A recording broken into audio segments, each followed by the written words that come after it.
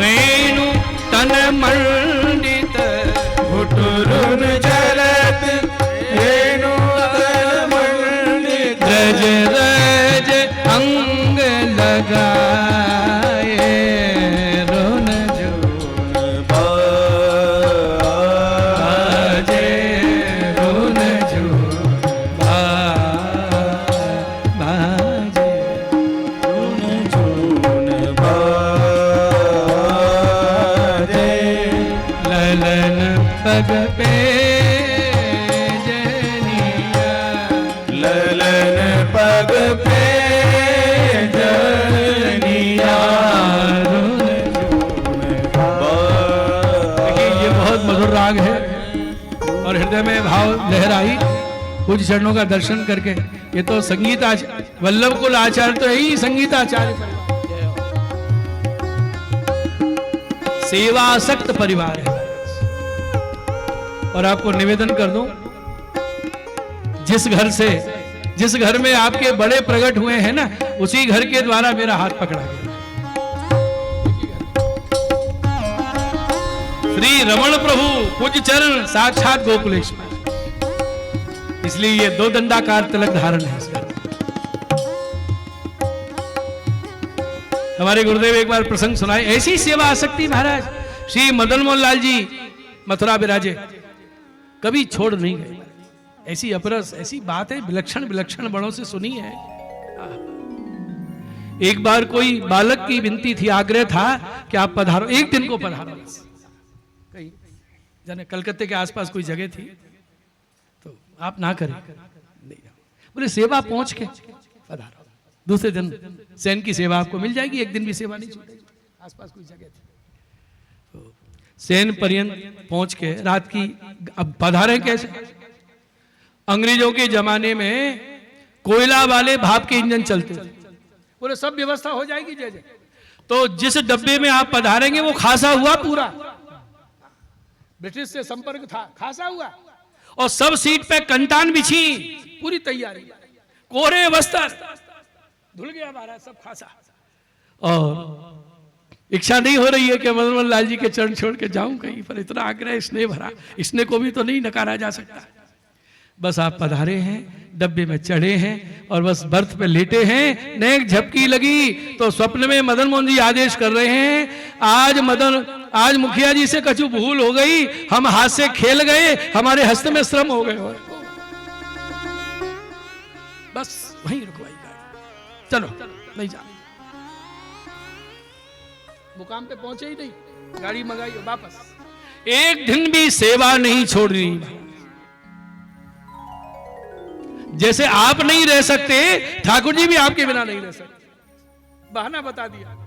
और पधारते ही मंगला आरती हुई है, सरसों का तेल लाओ, अजवाइन पधराओ, फलानी औषधि पधराओ, और अपने हस्त से मालिश करी ठाकुर जी। पीछे स्नान भर, स्वरूपा शक्ति ऐसी, ये सब हम लोगों के लिए शिक्षा है।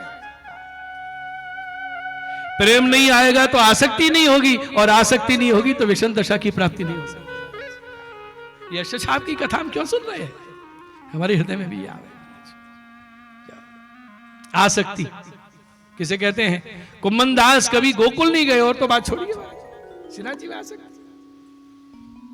आसक्ति नहीं आई तब तक नहीं आई, और जब आ गई तो जो जा नहीं सकती उसका नाम आसक्ति। या तो आ नहीं सकती, और आ गई तो फिर जा नहीं सकती। बोलो श्री वल्लभाधीश की। तो 10वां वात्सल रस जगत को देने वाले सूरदास जी है। देखो हमारा तो बहुत जगह जाना हुआ है, बचपन से ही कृपा रही है, 16 वर्ष से ही गुरुदेव की। तो बहुत सी जगह में पूछता था, सूरदास जी को जानते हो? अरे सूर को कौन नहीं जानता, मैं कीर्तन सुना दूं? कहने लगे मोहन मैया मैया मैया बहुत बुरो बलदाऊ। पाठ्यक्रम में पढ़ा था बच्चों ने, हिंदी के विद्यार्थियों ने, सबने सुनाया। तो मैंने कहा सूरदास जी को जानते हो? कि हाँ जानते हैं। सूरदास के गुरु कौन है, उनको जानते हो? वो पता नहीं। जिन्होंने जन्मांध को सूर्य बना दिया, हिंदी गगन का, भक्ति आकाश का सूर्य बना दिया, उनसे परिचय नहीं है। इसलिए ऐसी कथाएं बहुत आवश्यक है। आज भी बहुत से लोग हैं सूर्य तुलसी आदि का नाम जानते हैं, वल्लभ का नाम परिचय। तब सूरदास जी ने महात्म्य सहित कीर्तन महाप्रभु जी के सामने गाए। तो देखिए, नाम दीक्षा और ब्रह्म संबंध दीक्षा, अनुक्रमणी का श्रवण, पुरुषोत्तम शेष नाम श्रवण होते ही सारी लीला स्फुरित हो गई। जो हृदय में लीलाओं की तरंगें उठ रही हैं, लीला सामने प्रकट हो रही हैं। वाणी एक है, क्या क्या कहूं। एक जगह सूरसागर में पंक्ति पढ़ी मैंने, जन्मांध है, और सूरदास जी कह रहे हैं का गाऊं, देखत रहो के गाऊं। मैं दर्शन करूं कि वर्णन करूं। देखो तो एक काम हो सकता है, क्या वर्णन करूं, क्या लीला, क्या वाणी भगवतियों की महाराज। इतनी प्रसिद्धि हो गई कीर्तनों की। हमने अभी निवेदन किया था कुमनदास जी के प्रसंग में कि इस वाणी को, अष्टछाप की वाणी को बादशाह अकबर फारसी में लिखवा के बांसता था। महाराज क्षमा कीजिएगा, इतिहास साक्षी है, जब बादशाह अकबर तख्त सिंहासन पर बैठा था उस समय इतना विनम्र नहीं था। जो पूर्वजों की परंपरा थी वही थी, लेकिन ये बुद्धि बदल देने का श्रेय किनको जाता है? इन भगवदियों को जाता है और इन महापुरुष आचार्यों को जाता है। सारी प्रजा को सुख देना हो तो एक ही तरीका है, किसको बदल दिया जाए, बस सब सुख। तो ऐसी चमत्कार देखे, ऐसे उनके भाव देखे कि बादशाहों की, मुगलों की बुद्धि बदल गई। और बादशाह अकबर से यह क्रम चालू हुआ है। आज भी फरमान प्राप्त हैं जो फारसी लिपि में लिखे हुए हैं। समस्त गोकुल की गोचर भूमि भेंट गुसाई जी को, जतिपुरा पूरा भेंट विठलनाथ जी। और लिखा है कि मेरी वंश परंपरा में सब इसका निर्वाह करेंगे। वैसा ही किया जहांगीर ने, वैसा ही किया शाहजहां ने। प्रमाण है महाराज। और आगे औरंगजेब की बुद्धि तो और ही बढ़िया हो गई। वो तो आपको पता ही है, कहने की जरूरत नहीं है। क्या प्रभाव होता है देखिए। किसी को बदलने की क्या तरीका है, इसको वहां भेज दो, उसको ये जरूरत नहीं, अरे बुद्धि बदल दो बस।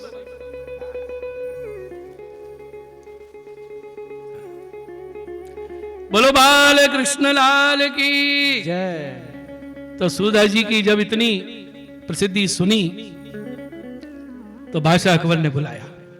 कहां बुलाया? कुमनदास तो फतेहपुर बुलाए थे, और परिणाम आपने अभी सुनी लिया। सूरदास जी और बादशाह अकबर की भेंट का प्रसंग ये मथुरा का है।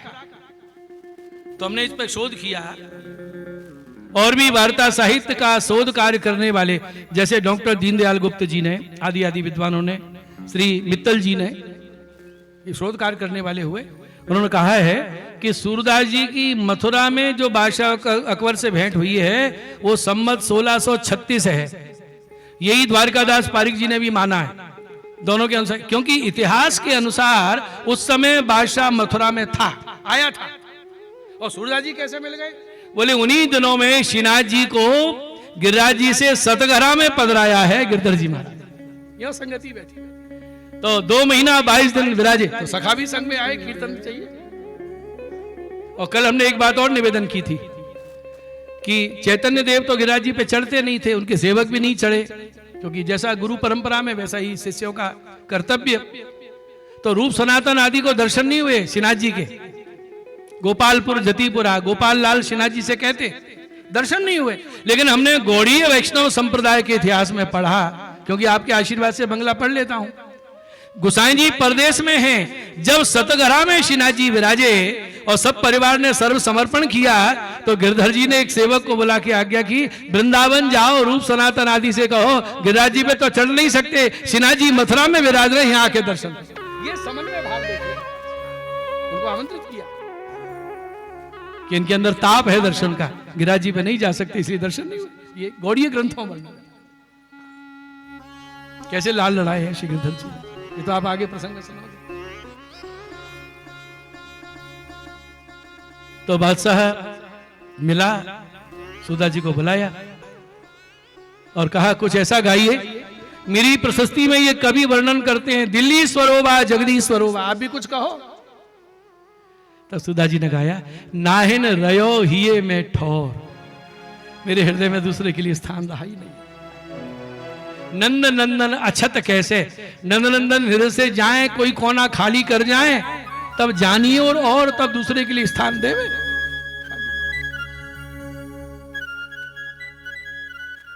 और अंत में कहा सूर ऐसे दरस कारण मरत लोचन प्यास, ऐसे दर्शन की आंखें प्यासी। बादशाह ने कहा सूरदास जी आपके तो नेत्र ही नहीं है और आपने कहा कि दर्शन के लिए नेत्र प्यासे, ये कैसे संभव है?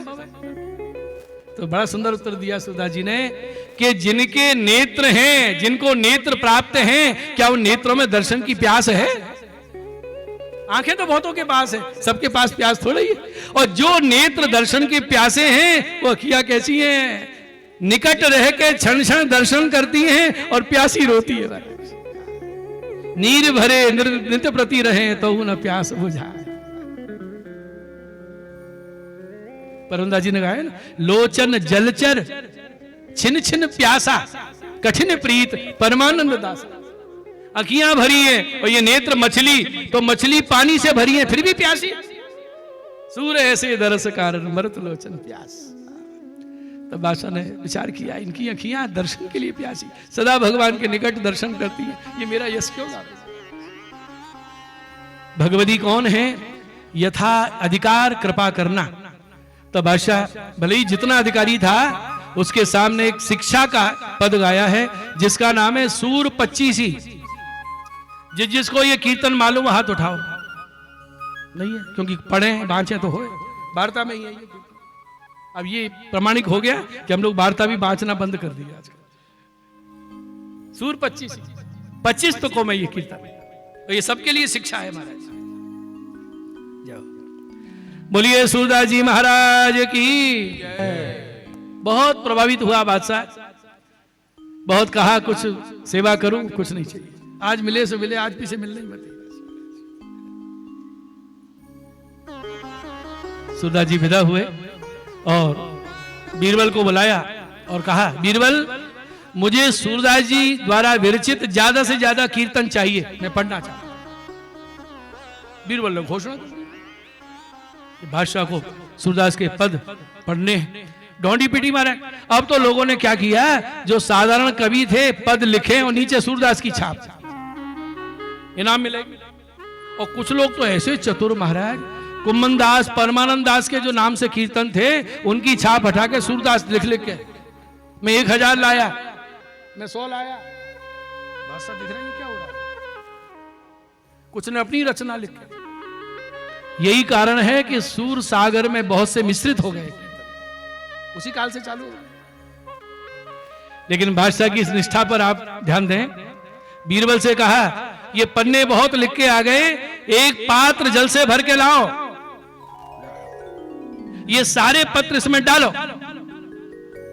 जहां पना सब जल में गीले हो जाएंगे, डूब जाएंगे। तो बादशाह कह रहा है, ध्यान दीजिए क्या कह रहा है बीरबल, जो अष्टछा भगवती सूरदास जी के कीर्तन होंगे वो तैरेंगे, साधारण कवियों की अनुभवहीन रचना होगी वो डूबेगी।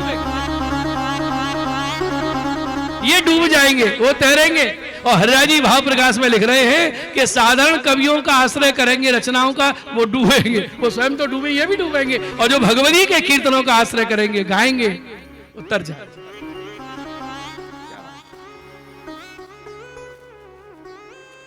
हम ढोल पद आदि के विरोधी नहीं है महाराज, हम तो प्रेमी हैं। खूब ढोल गाओ, खूब गाओ, लेकिन एक निवेदन करेंगे, सेवा में प्रभु के सन्मुख अष्ट सखाओं की वाणी, सब कल्पित नहीं चले। सत्संग में गालो, अन्य जगह गालो। एक के घर मेरा उतारा था तो बहन जी सेवा में कीर्तन गाती थी, तो उन्होंने गाया। विरोधी नहीं हूं मैं, केवल समझाने के लिए। जमुना जल मां केसर घोरी, आगे आगे तो गाया बहन जी ने। अच्छी बात है, कुछ गा तो रही है बेचारी, कोई तो मौन सेवा करते हैं। मैंने कहा बहन जी एक बात सुनो, ठाकुर जी को स्नान जो कराया जाता है पुष्टि मार्गी रीत से सुहाते जल से स्नान होता है। वर्ष पर्यंत गुनगुना जल ठाकुर जी के स्नान में प्रयोग किया जाता है। शीतल जल से एक ही दिन स्नान होता है और वो है स्नान यात्रा। अधिवासित जल बोलो, सब सुहाते जल से, गर्म जल होना चाहिए। गर्मी है तो भी चूल्हे को तो रखा ही जाएगा। बोले हाँ ऐसा तो है, सुना है। तो मैंने कहा सुनो बहन जी, यमुना जल स्नान करा रही हो केसर घोर के, तो इसको तपाया कि नहीं? अगर वो कहे कि चूल्हे पे रखा तो अपराध, क्योंकि यमुना जल गर्म नहीं किया जाता। और वो कहे नहीं तपाया तो पुष्टि मार्ग की रीत से विरुद्ध है, क्योंकि बिना गर्म जल का स्नान होता नहीं। अब तो फंस गई, क्या करें? नहीं तपाया तपाया दोनों जगह चक्कर। मेरे कहा इसलिए आप अष्टछाप की बाड़ी का आश्रय करो। यहां ये शंका के एक उदाहरण दिया मैंने। यहां कोई सिद्धांत विरुद्ध बात नहीं निकले, जो वल्लभ की वाणी वही उतरती है।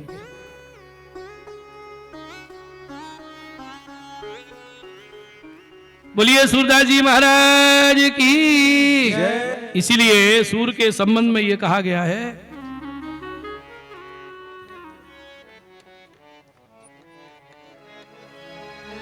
श्री नावादी भक्तमाल में लिख रहे हैं, ये अन्य संप्रदाय के हैं। नावादास जी रामानंद संप्रदाय के। देखो एतन मार्गी कुछ कहे तो लोग कह सकते हैं तो फलाने उसी संप्रदाय का है, बड़ा चढ़ा के वर्णन कर रहे हैं।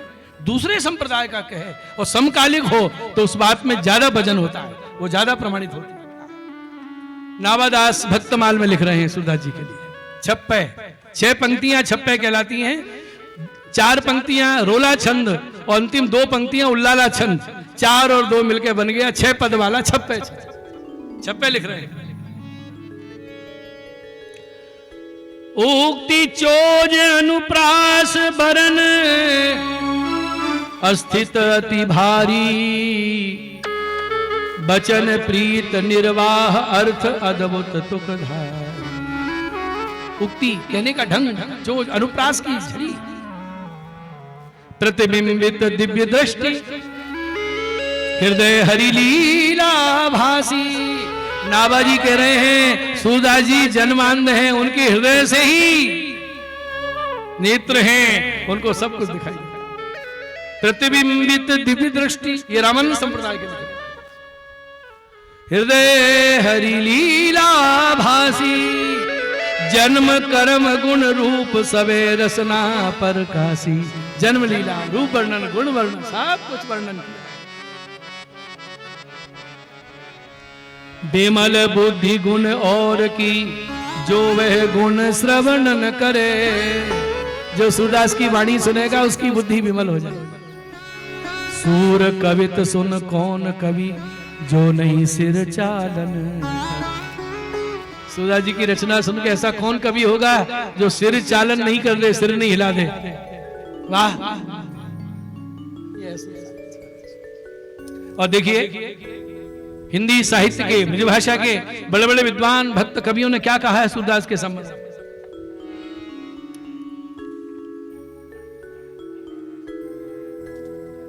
तत्व तत्व सूरा कही, तुलसी कही अनूठी। जो तत्व की बात है सूरदास, तुलसीदास जी ने अपने अनूठे ढंग से कहा, बची खुची कबीरा कही। जो कुछ बचा था कबीरा कही, और कही सब झूठ। और तो इनकी जूठन उठाने जो कह चुके वही प्रशांत।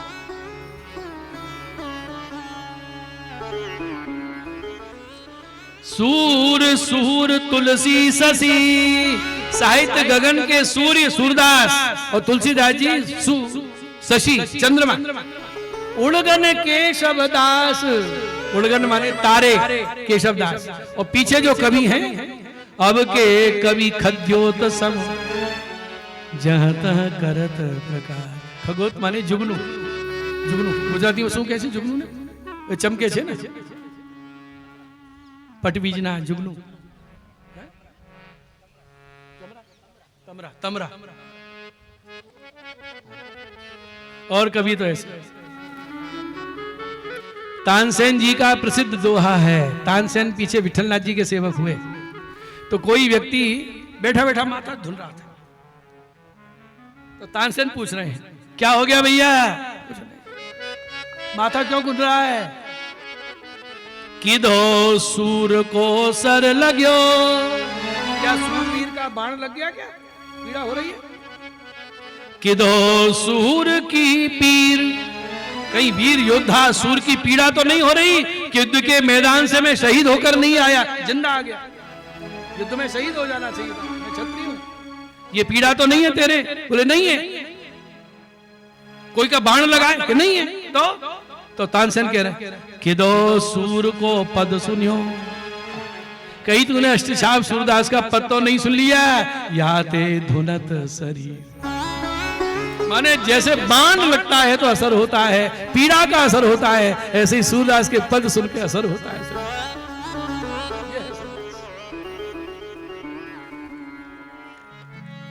भारतेंदु हरिश्चंद्र जी लिख रहे हैं उत्तर भक्तमाल में,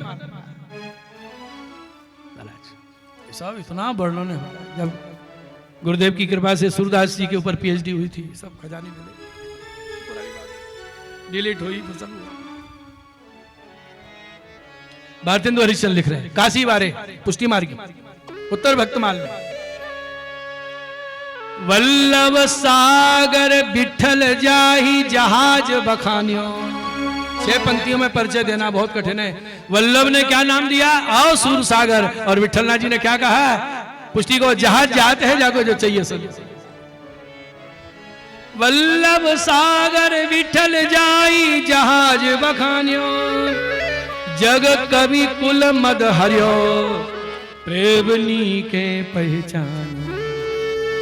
कवियों का मद हर दिया।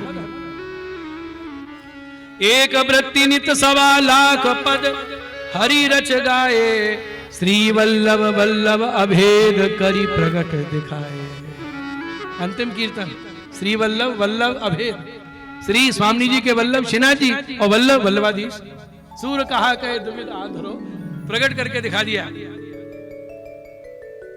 जा पद बल अबलो नर सकल, गाय गाय हरि गुण जियो। अगर निकर सूर कर सूर पथ, सूर सूर जग में।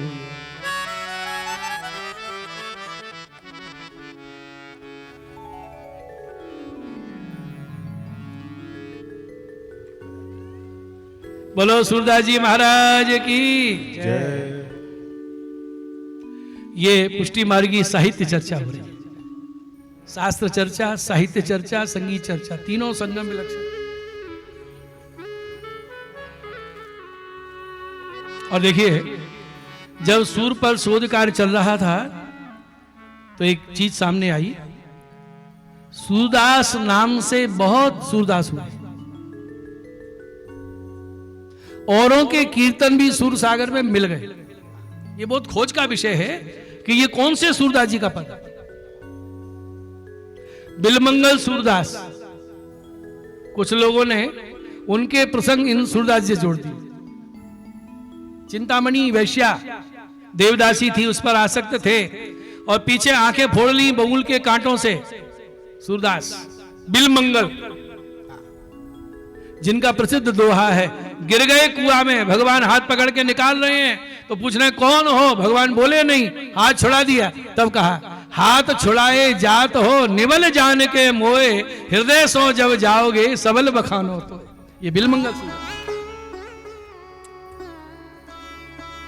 सूरदास मदन मोहन, इनके कीर्तन बहुत हैं अपने। सूरदास मदन मोहन अष्टछाप सूरदास की शैली वाणी में बहुत मेल है, तो भ्रम हो जाता है कौन का है।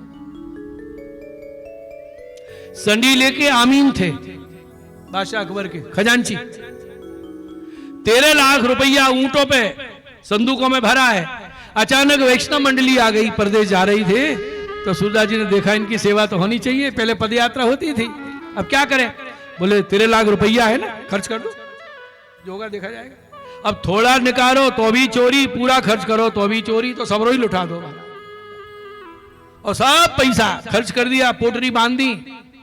अब संदूक में भर दिए पत्थर और एक दोहा लिख दिया, ले गए खजाने में। बादशाह ने ताला खोला, जब संदूक में पत्थर भरे देखे तो जलने वाले बोले महाराज बड़ा विश्वास करते थे, देखा सब पैसा ले लिया, पत्थर भर के भेज दिए। तो बादशाह सोच रहा है सूरदास ऐसा कर सकते हैं कभी? कुछ लिखा है कागज में? तो बादशाह कागज पढ़ रहा है, क्या लिखा उसमें मालूम है? 13 लाख सनीले आए। सनीले में जो 13 लाख रुपया था, जहां बना हमने एक पैसा नहीं लिया।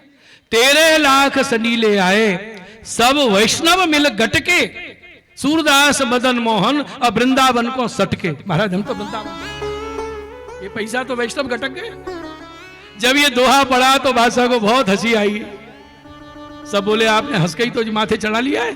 तो बादशाह ने क्या कहा है, देखो इन भक्तों के व्यवहार से मुगलों की बुद्धि भी बदल जाती है। क्या बोला, सबसे कहा कि मेरे खजाने में 13 लाख रुपया ही शुद्ध द्रव्य होगा, मुझसे खर्च नहीं हुआ। सूरदास ने वैष्णवों की सेवा में खर्च करके मुझे पुण्य दिया है, मुझे कृतार्थ किया, मुझसे दान नहीं। सूरदास मदन मोहन। तीसरे हुए ग्वालियर के सूरदास, अबुल फजल ने आईने अकबरी में इनकी चर्चा करी। ये सब शोध के विषय है। 5वें हुए रामानंदी सूरदास, 6वें हुए संकेत वाले सूरदास, 7वें बनारस के सूरदास, 8वें परमार्थी सूरदास, 9वें सूर सखी, 10वें ब्रह्म भट्ट सूरदास, गुजरात में हुए सूर भट्ट। इनकी वाणी खोजी मैंने, कहां कहां जाके ले गया।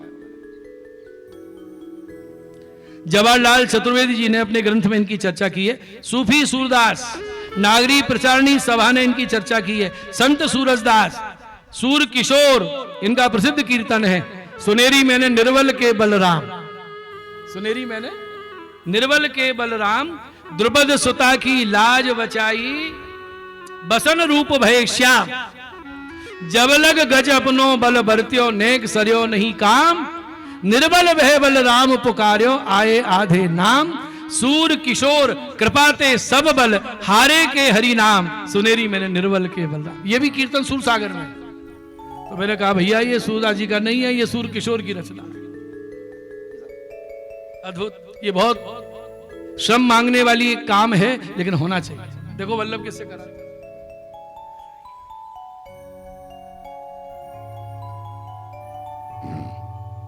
सूरसेन, सूर स्वामी ये हाथरस के थे। तो ऐसे बिलमंगल सूरदास, मदन मोहन सूरदास, ग्वालियरी सूरदास, परमार्थी सूरदास, ब्रह्मभट्ट सूरदास, सूफी सूरदास, संत सूरदास, सूर किशोर, सूरसेन, सूर स्वामी, रामानंदी सूरदास, संकेत निवासी सूरदास, बनारस वाले सूरदास, सूर श्याम, सूर सखी, कितने सूरदास हुए महाराज। और इन सब सूरदासों में शिरोमणि, जब ये सबरी बीणा बजी ना तो सबसे ऊंची सुरीली तान निकली हमारे इष्टछाप भगवती सूरदास।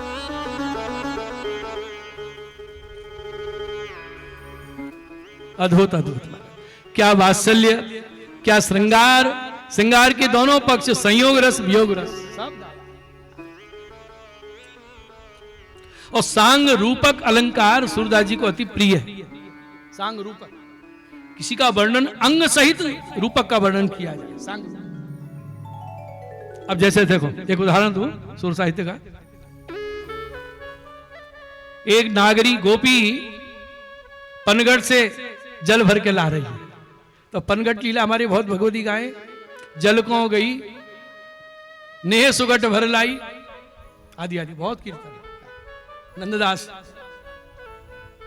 और धौंदी, धौंदी भी खूब गाए।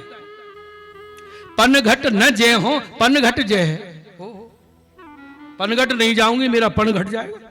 पनघट न जय हो, पनघट जय है। क्या यमक अलंकार।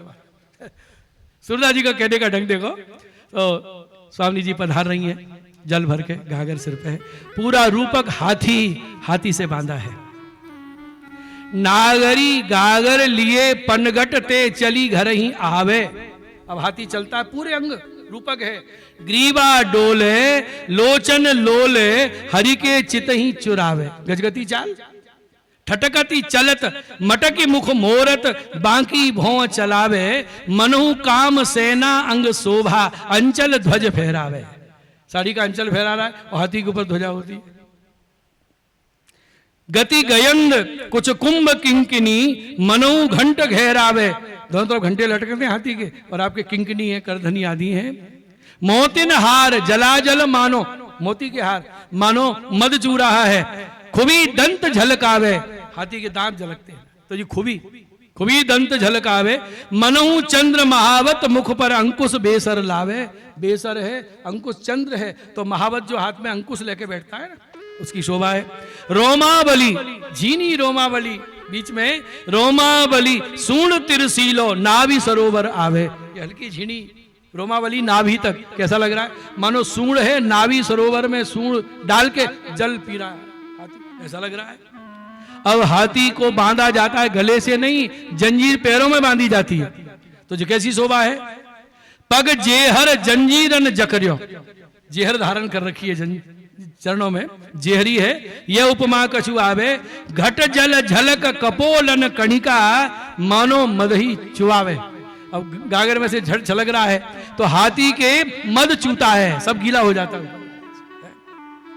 अब पीठ के पीछे बैनी डोलत, बैनी डोलत दो नितंब पे, मानो पूंछ हिलावे। पूरा हाथी का मानो पूंछ हिला रहा है। अब हाथी का कोई मालिक तो होना ही चाहिए ना। तो ये जो आ रही है प्रगट पैसे, इनका मालिक कौन है? तो कहा गज सरदार सूर को स्वामी। ये हाथी को सरदार कौन है? गज सरदार सूर को स्वामी, देख देख सुख पावे। जैसे हाथी को देख के मालिक प्रसन्न होता है, अरे मालिश करो आज बहुत दिन से नहीं हुई, ऐसे ठाकुर जी देख देख के प्रसन्न हो रहे हैं। गज सरदार सूर को स्वामी, देख देख क्या बाड़ी महाराज, पूरा सांग रूपक वर्णन किया है।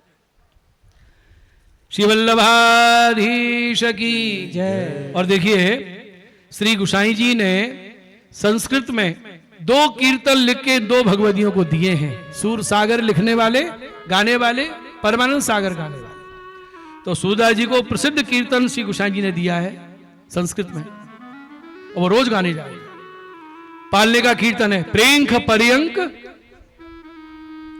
शयनम। ये किनको दिया? सूरदास जी को। और आप सुनेंगे परमानंद दास जी को कीर्तन लिख के दिया है मंगल मंगलम ब्रजभूमि मंगल।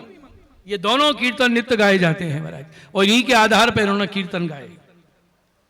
प्रेंख पर्यंक शयनम गोसाई जी की रचना है, और सूरदास जी ने तत्सम पालने का कीर्तन गाया। प्रेंख पर्यंक गिरधरन सो है, प्रेंख पर्यंक गिरधरन सो है, प्रेम आनंद भरी गोपिका कर धरी, देत झोटा तहां काम को है। जय हो महाराज। इस तरह श्रीनाथ जी के दर्शन कराए, श्रीनाथ जी मुस्कुराए। कभी श्रीनाथ जी के सामने कीर्तन, कभी गोकुल पधारे, नवनीत प्रिया जी के सामने कीर्तन। गोसाई जी परदेश में हैं और गिरधर जी से सब बालक बोले, दादा हम जैसो श्रृंगार करें सूरदास वैसो ही कीर्तन गावे। आज हमारा एक मनोरथ है, उष्णकाल चल रहा है, रोहिणी तप रही है, ऐसो श्रृंगार कहें कि एक भी वस्त्र नहीं ठाकुर जी के। तो आप आज्ञा किए, परीक्षा नहीं लेनी भगवतियों की, जैसे परीक्षा थोड़ी ले रहे हैं दादा, देखे कैसा आनंद आएगा। टेरा लगा है। और नवनीत प्रिया जी का श्रृंगार कैसा है? ना तो ओढ़नी कच्छू नहीं महाराज, बस मोती के झीने आभूषण। ये स्वरूप स्फुरित हुआ सूरदास जी के हृदय में। जब स्वरूप प्रकट हुआ तो क्या बोले, आज तो अद्भुत श्रृंगार है। जब श्रृंगार अद्भुत है तो कीर्तन भी अद्भुत ही होना चाहिए। तेरा सरका है सूरदास गाओ, तो क्या गाया?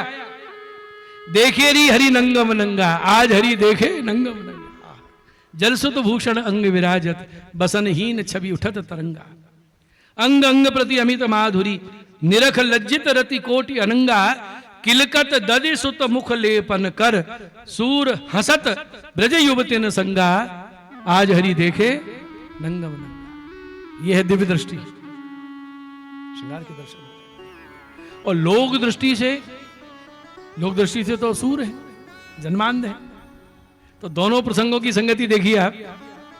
जब ये गिरधर जी से विनती करी कि ऐसा कीर्तन गाया, तो गिरधर जी आज्ञा किए भगवतियों की परीक्षा नहीं लेनी चाहिए। और गोसाई जी जब पधारे, उनको ये प्रसंग सुनाया, तो विठलनाथ जी आज्ञा किए, सूरदास की कहा बात है, ये तो पुष्टि को जहाज है। उनके हृदय में अनंत लीला सदा तरंगायित होती। अब चूंकि सूरदास जन्मांध है, तो एक ब्रजवासी बालक उनकी सेवा में रख दिया था विठलनाथ जी ने। वो हाथ पकड़ के गिरिराज जी पे लेके जाते, जैसे छड़ी होती है, कोई हाथ पकड़ने वाला होता है ना, कोई गाय न बिजक जाए, सींग ना मार दे। सूरदास को तो दिखे नहीं, ये लोक दृष्टि के लिए। और वही सूरदास जी की पत्तल साजते, सब तैयारी करते, ऊपर ले जाते, कीर्तन गाते, श्रीनाथ जी के नीचे आते पारासोली। तो एक दिन गोपाल ब्रजवासी ने भोजन की तैयारी करी और जल की लोटी धरवा भूल गए और बातन में लग गए। तो सुधा जी भोजन कर रहे हैं, गले में खौर अटका, जल पीने की इच्छा हुई, टटोल रहे हैं तो जल नहीं, तो आवाज लगाई, गोपाल, ए गोपाल, मेरे गले में खौर अटको है, तू जलना है पधरा के गयो। जो ऐसे हाथ किया तो श्रीनाथ जी पधारे और अपनी झारी जी पधारे।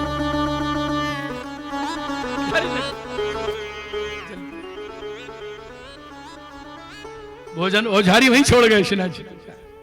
जब चले तो गोपाल को याद आई, अरे मैं जल नहीं पधरा के आया। सूरदास जी भोजन हो गए? हाँ हो गए। जल पी लियो? हाँ पी लियो। क्षमा करियो मैं बातन में लग गयो। तो वहां जल कौन ने पधरायो? सूरदास जी बोले, वो मंदिर वालों गोपाल हो। अरे तूने गोपाल नाम क्यों धरायो? मैंने तो ही टेरियो और श्रीनाथ जी को श्रम करवायो तूने। देखे तो सोने की झारी रखी है।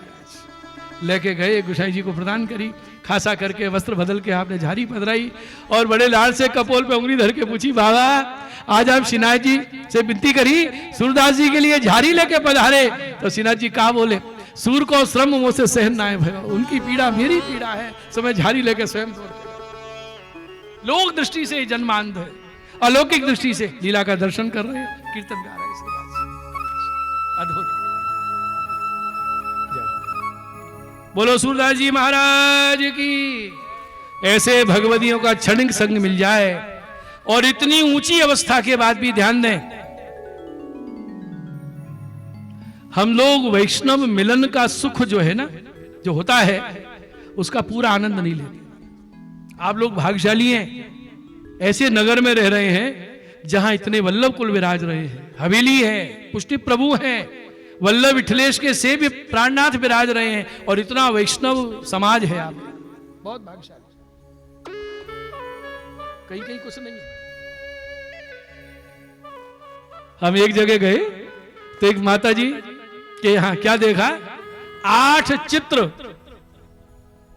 तिवारी में रखे। ये कौन है? कोई बालक के तो दर्शन होने लगे, कौन है? तो माता जी बोली, ये गांव में कोई वैष्णव नहीं है शास्त्री जी, तो फलाने मिले, मैंने इन सबके चित्र रख लिए। अब मैं कौन से भगवत स्मरण करूं? सवेरे सवेरे इन सबसे जय श्री कृष्ण करूं। ये फलाने गांव के, ये फलाने गांव के, एक भी वैष्णव नहीं है गांव में। ऐसी अभागी देखिए, तरसते हैं। कोई वल्लभ कुल के दर्शन नहीं होते। कभी वल्लभ की कृपा होती है तो गुरु घर जाके पवित्र द्वादशी को जाएं, दर्शन करें। आप तो बड़े भगवती का क्षणिक संग हो जाए, एकदम परिवर्तन हो जाता है। और 8 सखाओं के प्रसंगों में आप सुनेंगे, एक दूसरे से मिलने जाते, इतनी ऊंची दशा के बाद। और जब भगवती आए तो क्या देवे? कीर्तन भेंट किए। आज आप सूरदास का प्रसंग सुन रहे हैं। सूरदास जी के यहाँ जब ये भगवती वैष्णव आए पारासोली, तो क्या भेंट किया? जादिन संत पाहुने आवत, कोटिक तीर्थ स्नान करन फल दर्शन ही ते पा। ये कीर्तन। कल आप परमानंद जी का प्रसंग सुनेंगे। परमानंद जी के जब सुरभि कुंड कुटिया में वैष्णव आए तो कौन सा कीर्तन गाया? आए मेरे, बोलो, ये तो सबको याद होता है, आए मेरे नंद नंदन के प्यारे। और कृष्णदास जी के यहां जब बिलचू कुंड आए वैष्णव तो क्या गाया? गिरधर जब अपनो कर जाने, ताको मन भक्तन की सेवा, भक्त चरण रज सदा लोभाने। कृष्णदास मन वचन कर्म कर, हरिजन संगे हरि उर आने। बिना भगवती के संग के हरि हृदय में नहीं आ सकते। हरिजन संगे हरि उर आने, गिरधर जब अपनो कर जाने। श्रीनाथ जी मुझे अपना करके जाने हैं, मेरी रंचक सेवा अंगीकार कर रहे हैं, तभी तो घर बैठे वैष्णवों को भेजा है। कृष्णदास जी का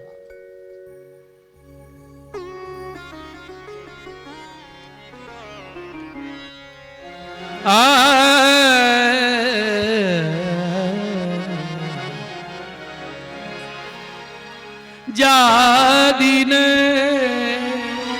संत पाहुने जादिन संत पाहुने संत पाहुने। अचानक पधारे, बिना विनती किए अतिथि बन के आवे। समझो आज प्रभु बहुत प्रसन्न। पाहुने आवत जादिन संत पाहुने आवत,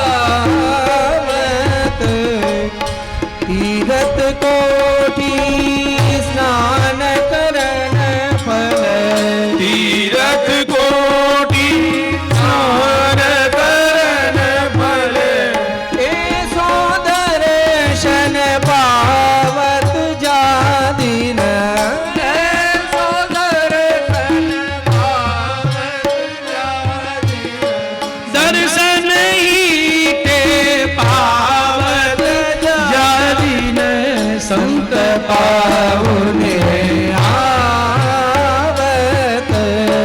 संत पाहुने आवत जा दिन, संत पाहुने आवत।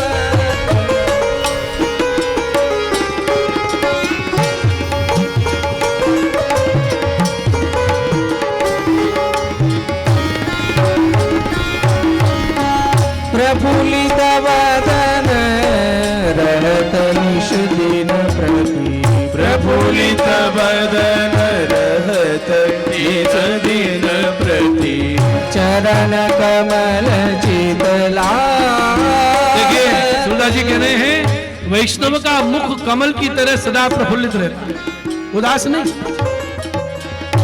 ये मुंह लटका हुआ, क्षमा करना, कोई की आदत होती है रोने जैसा मुंह बना के बात कर, केम छो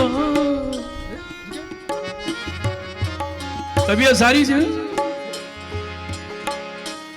ऐसे ऐसे लोग मिले, शास्त्री जी ऐसी जगह बताओ जहां शांति हो, आनंद हो, सुख हो। मैंने कहा गिरिराज जी में निवास करो, बड़ा आनंद है। वैष्णव संघ ब्रजवासी, अरे रह के देख लिया क्या हुआ? अरे ऐसे मोटे मोटे मच्छर खा गए, बुखार हो गया। मैं तो हाथ जोड़ के बोलिया ये आज पीछे मत बोलियो मुझे, सच्ची बात। गिरिराज जी में भी सुख नहीं। मैंने कहा माता जी श्रीनाथ द्वारे जाओ, कुछ दिन बास करो। अरे हो आई, क्या हुआ? अरे ऐसा धक्का आया, गिर पड़ी नीचे, कोई उठावे नहीं। मैं बोली मैं दब जाऊंगी, उठाओ। सबने अपनी परी दर्शन करने।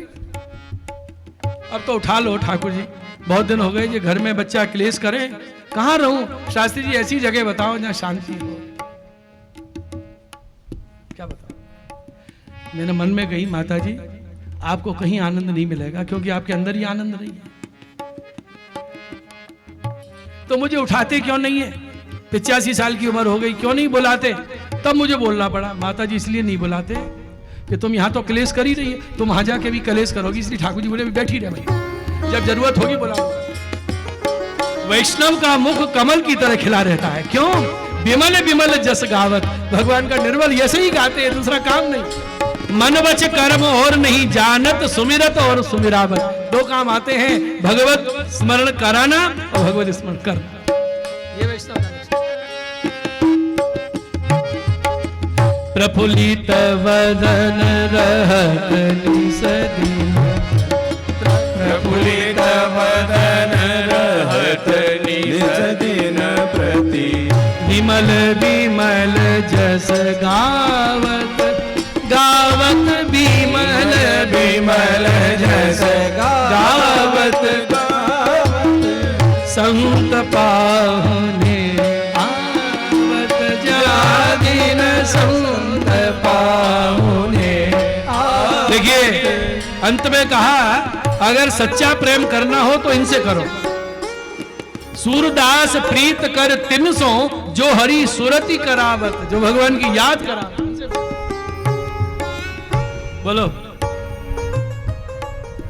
भगवती कौन है? जिनको देख के भगवान याद आवे, जिसका जिससे संबंध है उसको देख के वही याद आता है। ये मनोवैज्ञानिक सिद्धांत। घर में बच्चों को पढ़ाने आता है कोई शिक्षक, ट्यूशन है, तो उसको देख के क्या बातें याद आएगी? देखिए अब की बार ये मेहनत नहीं कर पा रहे हैं, बहुत इनका नंबर कम आया, वही बात याद। बिजली बिल मीटर चेक करने आ, भैया आपकी बहुत बिल आ गया, इतना तो हमने बिजली जलाई भी नहीं, वही याद आएगा। जिसका जिससे संबंध है, कपड़े धोने वाला, प्रेस करने वाला, वही याद। देखो आपने कल हमारी एक धोती फाड़ दी, बताया भी नहीं, घड़ी करके धर गए, क्योंकि उससे संबंध है। तो जिसका भगवान से संबंध है उनका दर्शन कौन की याद कराएगा? ठाकुर जी की याद। सूर सूरदास प्रीत कर तिनसो किनसो जो हरि सुरति करा।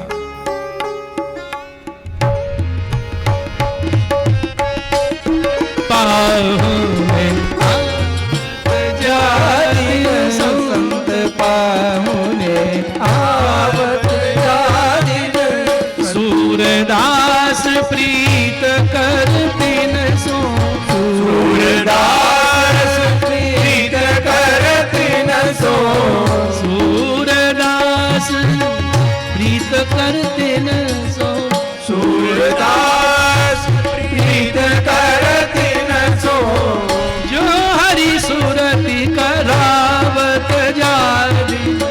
जो हरि सुरत करावत जारी संत पाहुने जारी संत पाहुने संत पाहुने संत पाहुने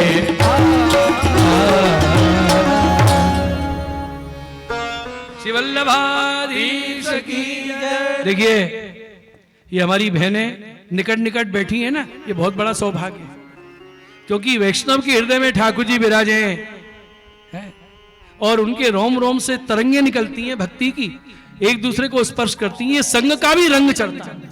सत्य मान वैष्णव निकट बैठनो अहोभाग्य।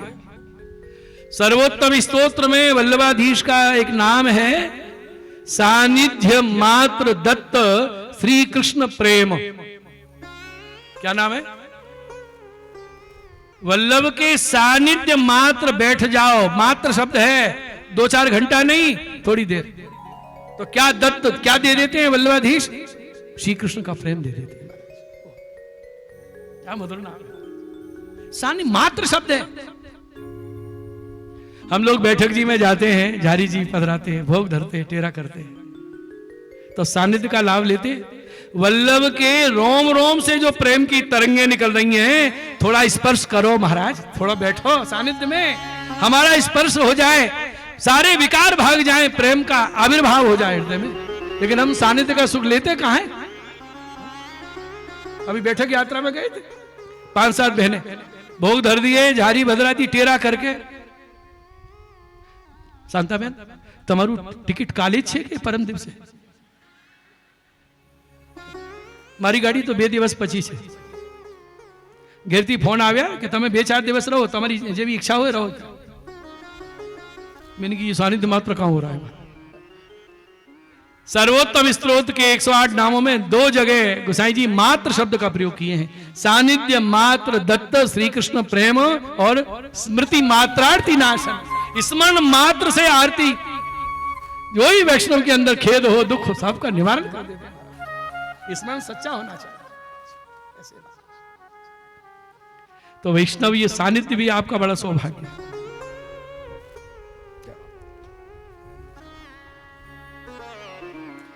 एक मारी कथा में एक जगह रुमाल बिछाए वैष्णव बैठती, ये रुमाल क्यों बिछाई? बोले वो आके बैठेगी, ये दूसरी बैठ जाए तो क्या दुश्मनी है? बोले शास्त्री जी वो बैठे तो मुझे सुनने में बहुत आनंद आता है, उनके संग में आनंद की वृद्धि होती है। तो सही, तो आपने भगवती का स्वरूप समझा। विलक्षण बात है महाराज। मेरे गुरुदेव प्रातः स्मरणीय नित्यली लाज श्री पुरुषोत्तम लाल जी महाराज एक प्रसंग सुनाते, देखो कैसी प्रीति होती थी वैष्णव की वैष्णव में। ये उस समय की घटना है जब भारत विभाजित नहीं हुआ था, पाकिस्तान नहीं बना था, तब की बात है। महर्षि के श्रीमुख से सुना मैंने। तो कोटा के कोई वैष्णव लाहौर व्यापार के लिए जाते थे, जा रहे थे, कोई नया काम करना था, तो आज्ञा लेने आए गुरुदेव, जय जय लाहौर हो जाऊं। उस समय तो भारत में ही था, लाहौर जा रहे हो? हाँ। तो सुनो, जब सब काम हो जाए तो वहां एक परम भगवती वैष्णव रहते हैं जमुना दास जी, उनसे जरूर मिलना, आपको बहुत आनंद आएगा। पता ठिकाना बता दिया, ठीक है जी।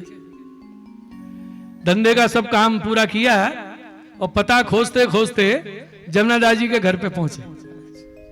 आवाज लगाई, जमुना दास जी हैं। भीतर से आवाज आई, कौन हो? कोटा से आए फलाने वैष्णव। उठे, साकल खोली, अपरस में थे, गले लगा।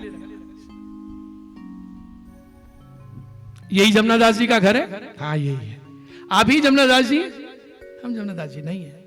तो फिर चलें, हम तो जमुना दास जी से मिलने आए, अब नहीं जा सकते। जमुना दास जी का ही घर है, वो धंधे के लिए बाहर गांव गए हैं और हम तो उनके नौकर हैं, पति पत्नी सेवा कर रहे हैं ठाकुर जी।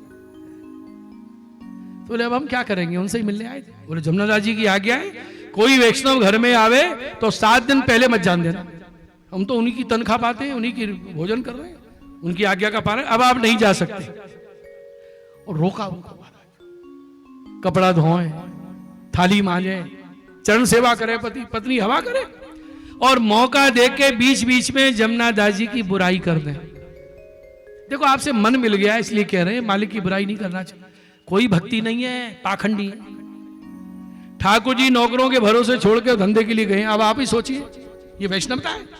अब उस वैष्णव के मन में ये बात बैठ गई कि जय को भी भ्रम हो गया है, इनकी सच्चाई तो मुझे मालूम पड़ी है, उनसे अच्छे तो ही नौकर है, कैसी सेवा कर रहे हैं। 7 दिन रहे महाराज, चले, विदा हुए, कोटा आए, घर गए, स्नान आदि से निवृत्त होकर गुरुदेव को जब दंडवत करने गए तो हमारा श्री आज्ञा किए, लाहौर हो आए? हाँ जय जय। जमुना दास जी मिले, ये जमुना दास जी तो नहीं थे घर में, कोई धंधे के लिए गए थे, लेकिन जय जय उनके नौकर, मालिक के पीछे ऐसी सेवा ठाकुर जी की और ऐसी सेवा मेरी, मैं तो चकित हो गया। आज के जमाने में ऐसे नौकर कहाँ मिले। अब महाराज श्री मुस्कुरा रहे हैं मनी मन में कि जमुना दास जैसे भगवती ठाकुर जी की सेवा नौकरों के भरोसे छोड़ के चले। बोले वो नौकर सामले से थे? हाँ जय जय, सामला रंग था उनका, थोड़े ठिगने थे? हाँ जय जय। यहाँ एक काला तिल था? बिल्कुल जय जय वही थे। तो महाराज जी ताली बजा के हंसे, तुम्हें भी बना दिया। अरे वो नौकर नहीं थे, स्वयं जमुना दास जी थे। अब रोना आया, जय जय मैंने पैरों की सेवा करवाई, ये करवाया, वो तो जो हुआ सो हुआ। जब वो जमुना दास जी की निंदा करते तो मैं भी सुर में लाके बोलता, मुंह पे ऐसे वचन कहे मैंने, बड़ा अपराध हो गया। अब मुझे चैन नहीं होगा जब तक जाके क्षमा नहीं मांगे। दोबारा गए, आवाज लगाई, जमुना दास जी हैं? कौन हो? वही कोटा वाले वैष्णव, खूब बनाया आपने हमको। अब पत्नी से बोले, इनको सब मालूम हो गया, अब क्या करें, अब जो पैरों में गिरेंगे क्षमा मांगेंगे। तो सांकल खोलने के लिए आए जमुना दास जी। क्या बोले? भैया आपको हमारी सौगंध है, हमारे पैरों में मत पड़ना, क्षमा मत मांगो। जो गले लगाया, क्यों किया आपने ऐसा? तो जमुना दास जी गले मिल रहे हैं, रो रहे हैं, और क्या करें भैया, झूठी प्रशंसा गुरुदेव तक पहुंच गई कि बड़े भगवती, कोई भाव नहीं, भक्ति नहीं, इस कारण वैष्णव सेवा नहीं मिलती।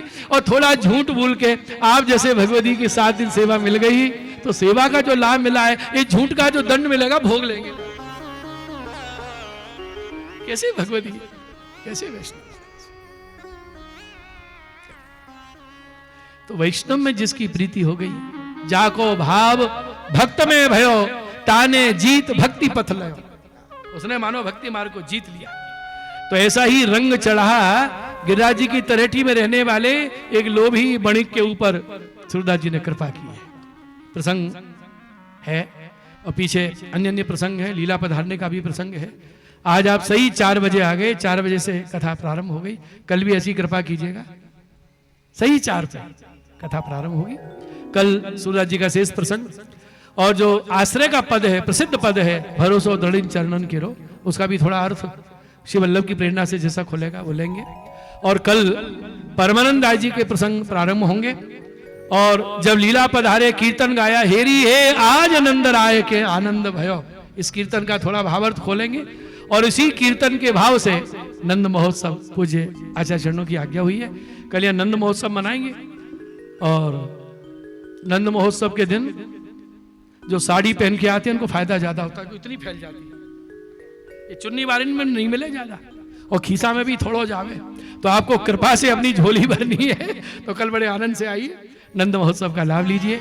वल्लभ की बधाई बैठी गई है, आगे वल्लभाचार्य जयंती महोत्सव है, उत्सव चल रहा है। इसी क्रम में कल कथा में नंद महोत्सव और महापुर जी के प्रागट का नंद महोत्सव तो पलना के समय हम मनावेंगे। तो उत्सव से ही प्रारंभ और उत्सव से ही इस विषय का विराम होगा। ऐसा कल का कार्यक्रम है। बहुत उत्साह से अधिक संख्या में उपस्थित होइए। आज हमारे बीच परम पूज्य 108 श्री चंद्रगोपाल जी महाराज जी, बहुत कृपा है जिनकी हमारे ऊपर।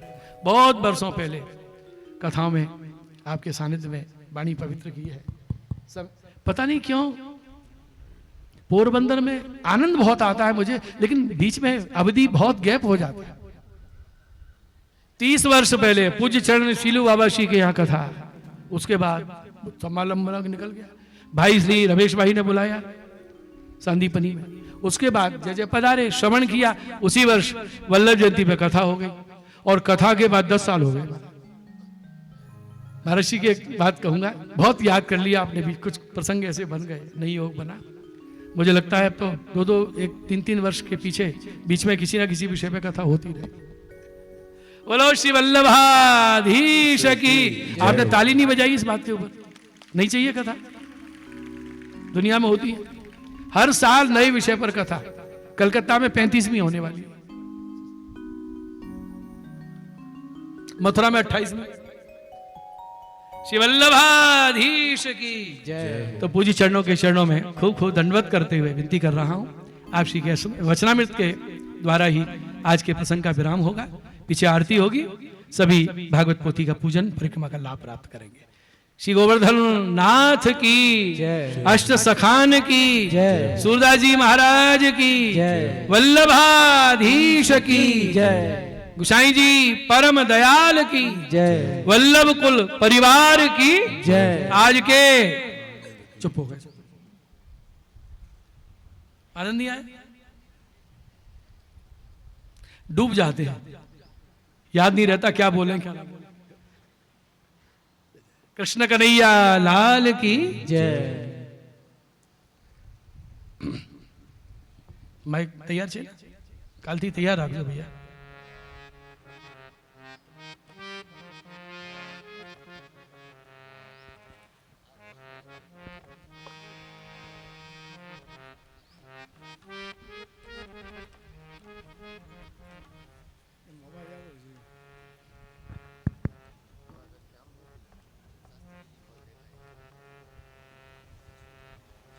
બેસી જાઓ ને,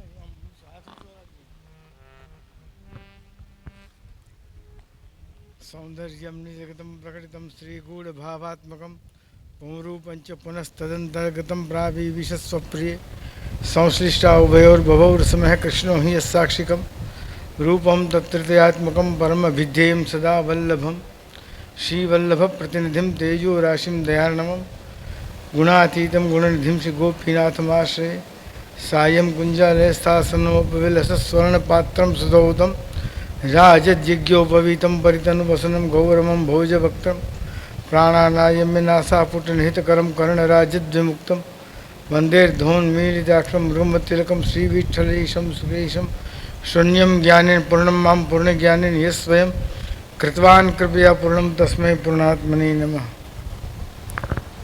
उपस्थित वसंत बाबा તેમજ વહુજી, શાસ્ત્રીજી તેમજ વૈષ્ણવ ભાઈઓ તથા બહેનો, ભગવદીઓની વાર્તા, ભગવદીઓના ચરિત્ર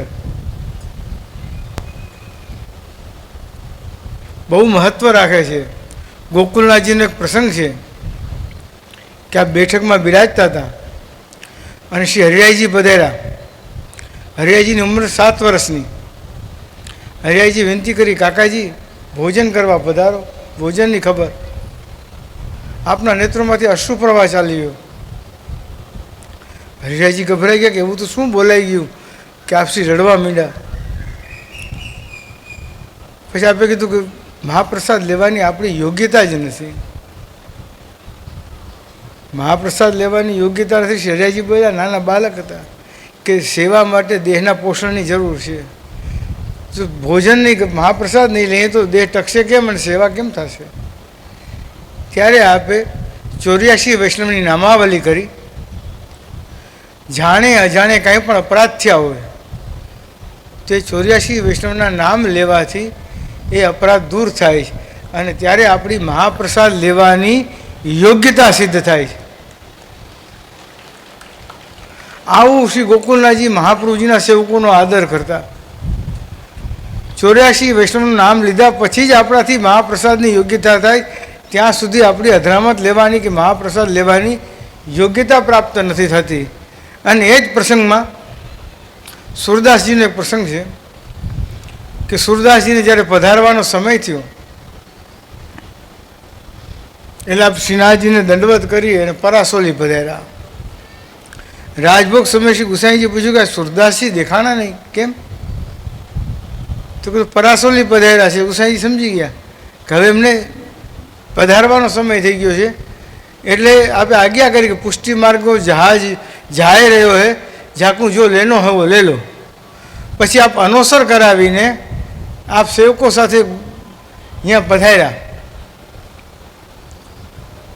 આપે શ્રી મસ્તક ઉપર હાથ ફેરવો. तुम्हारो मन कहाँ है अब? तो खंजन नैन वो है रूप रसमाते वो कीर्तन गायो. पर चतुर्भुजदासी શું રહેવા નહીં ગયો? ચતુર્ભુજદાસીથી રહેવાનું નહીં. એને કે આપે અત્યાર સુધી ઠાકોરજીના જ પદ ગાયા, મહાપ્રભુજી ગુસાઈજીના તો કોઈ પદ ગાયા જ નહીં. ત્યારે સુરદાસજી આજ્ઞા કરી કે મેં ભેદ જોઉં તો કરું ને અલગ. શ્રીનાથજી અને મહાપ્રભુજી, શ્રીનાથજી ને ગુસાઈજીમાં કંઈ ભેદ જોઉં તો હું અલગ પદ કરું. બે એક જ છે, એ તે એ કશું ન સંદેહી. આ પ્રસંગ આપણને એમ સમજાવે છે કે ગુરુને ઈશ્વરમાં, ગુરુને હરિમાં કોઈથી ભેદભાવ ન કરવો. સામા મનુષ્ય બુદ્ધિ ન કેળવવી, ઈશ્વર બુદ્ધિ કેળવવી ગુરુમાં. અને બધામાં જેટલા વલ્લભકુલના બાળકો બિરાજે છે, સમસ્ત વલ્લભકુલમાં વલ્લભ સાક્ષાત બિરાજે છે એવો ભાવ દ્રઢ કરવો. કારણ કે તમે તમારા નામ લ્યો એ બ્રહ્મસંબંધ દાતા ગુરુ છે કે મારા ગુરુ ચંદુ બાવાન, મારા ગુરુ શીલુ બાવાન, મારા ગુરુ આ. તો મહાપ્રભુજી કેના ગુરુ? આપણે લખીએ તો વલ્લભી સૃષ્ટિ, તો વલ્લભ કોના? માટે ભ્રમ કાઢી કે એ તમને મિસગાઈડ કરે છે. તમે એવું કરોમાં તમે ગોટાળે ચડી જશો ને. એટલે જ આપણે આજે ઘણી બધી વિપત્તિઓનો સામનો કરવો પડે, કારણ કે આપણામાં ભેદ બુદ્ધિ આવી ગઈ. જે વલ્લભ બિરાજે છે એમાં સાક્ષાત વલ્લભ પધાર્યા, એને ઘરે પધરાવો તો સાક્ષાત વલ્લભ પધાર્યા. આ મારું ગુરુ પધાર્યું ને તમારું ગુરુ ઘર ન પધાર્યું ને આવા ભેદભાવ રહેવા દો. આ શ્રી સુરદાસજીનો પ્રસંગ એમ કે હું ભેદ જોઉં તો કંઈક અલગ કરું. હું ભેદ તો જોતો નથી. ક્યારેય વલ્લભ કુલમાં ભેદ દ્રષ્ટિ, ક્યારેય હરિને વલ્લભમાં ભેદ દ્રષ્ટિ ન કેળવવી, તો જ આપણું કલ્યાણ છે, તો જ આપણા પર મહાપ્રભુજીની કૃપા થશે અને તો જ આપણને સાનુભાવ થશે. એટલું કહીને મારું વક્તવ્ય પૂર્ણ કરું. ઋષિ વલ્લભાધીશ કી જય.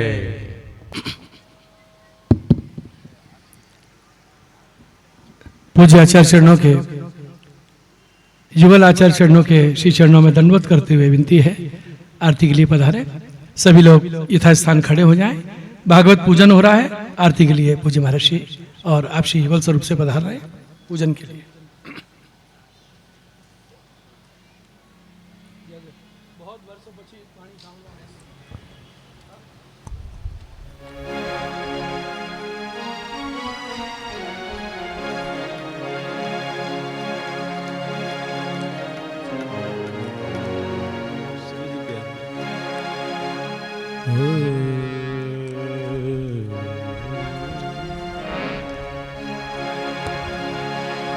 जन्मोऽध्यश्यतोन्मयादितरतश्च चार्थे स्वविज्ञस्वराट् तेने ब्रह्महृदायादिकवये मुह्यन्ति यः सूरयः तेजो वारिमृदां यथा विनिमयो यत्र त्रिसर्गो मृषा धाम्ना स्वेन सदा निरस्तकुहकं सत्यं परं धीमहि. આરતી માટે શાંતિભાઈ પરિવાર આવી જાય અને વાસુભાઈ પરિવાર આરતી માટે જલ્દીથી સ્ટેજ પર આવી જાય. ધર્મઃ પ્રોજિત કૈતવોત્ર પરમો निर्मत्सराणां सतां वेद्यं वास्तवमत्र वशुषेवदं तापत्रयो नमूर्णं श्रीमद्भागवते महामुनिकृते गम्बावरैरीश्वर सत्यहृद्यवरोद्यते त्रिकृतिभिः शुश्रूषुभिस्तक्षणात् आरती श्री जी प्यारे की श्री वल्लभ राज दुलारे की आरती श्री जी प्यारे की श्री वल्लभ राज दुलारे नाथ गिरी गोवर्धन प्रगटे नाथ गिरी गोवर्धन प्रगटे श्री वल्लभ बाहुबली भेटे श्री वल्लभ बाहुबली भेटे दुसह दुख देवन के मेटे दुसह दुख देवन के मीठे भयो ब्रजवास मिटे सब था बाम भुज गिरवरधारी की श्री वल्लभ राज दुलारे की आरती श्री प्यारे की श्री वल्लभ राज दुलारे की दरस जो एक बार पावे दरस जो एक बार पावे मुग्ध हो बार बार आवे मुग्ध हो बार बार आवे दरस बिन चैन नहीं पावे दरस बिन चैन नहीं पावे पुष्टि पथ प्राण प्यारे की श्री वल्लभ राज दुलारे की पुष्टि पथ प्राण प्यारे की श्री वल्लभ राज दुलारे की श्री वल्लभ राज दुलारे की श्री वल्लभ राज दुलारे की પૂજન કરી લો, એક પરિક્રમા કરી લો, દંડવત કરી લો, આરતી આપી લો. જેને ભાગવતજીની પરિક્રમા પૂજન કરવાનું હોય મંચ ઉપર આવી શકે. હા કરી લો, બેટ કરી લો, કંકુ ચોખાથી કરી લો.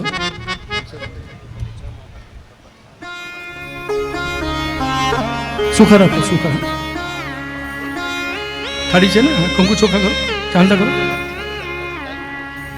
જે વૈષ્ણવોને પરિક્રમા કરવી હોય તો પરિક્રમા કરી શકે છે. 5 મિનિટ પછી બધા પરિક્રમા કરી શકે કે મનોરથી થઈ કરી લે, ત્યારબાદ વૈષ્ણવ બધા કરે.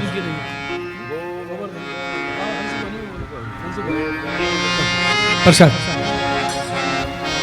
પરિક્રમા કરી લો. श्री गोवर्धन की कहिए धरे की श्री गोवर्धन की कहिए धरे की गोवर्धन की कहिए धरे की श्री गोवर्धन की कहिए धरे की नित्य प्रतिमा गोवर्धन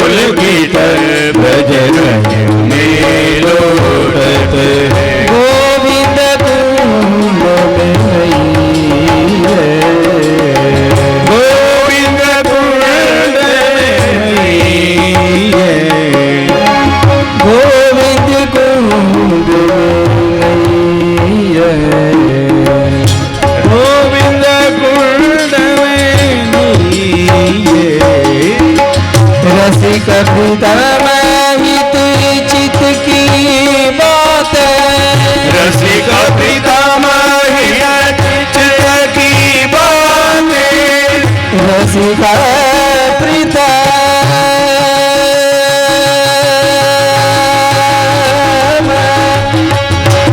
रसिक प्रीतम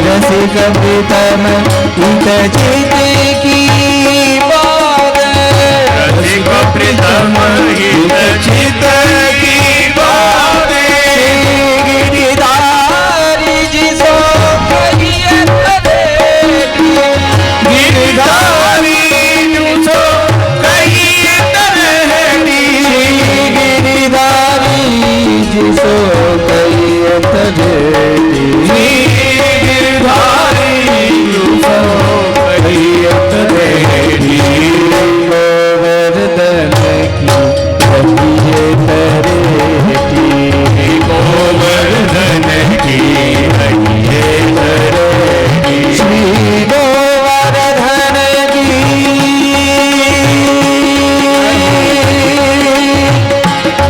श्री गोवर्धन की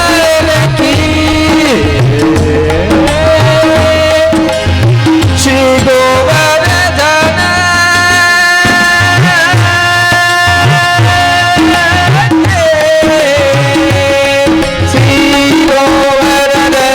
श्री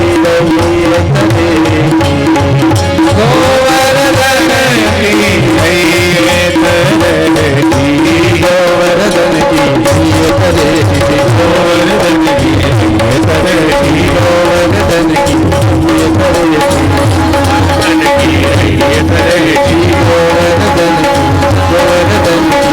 गोवर्धन की गोवर्धन की गोवर्धन की गोवर्धन की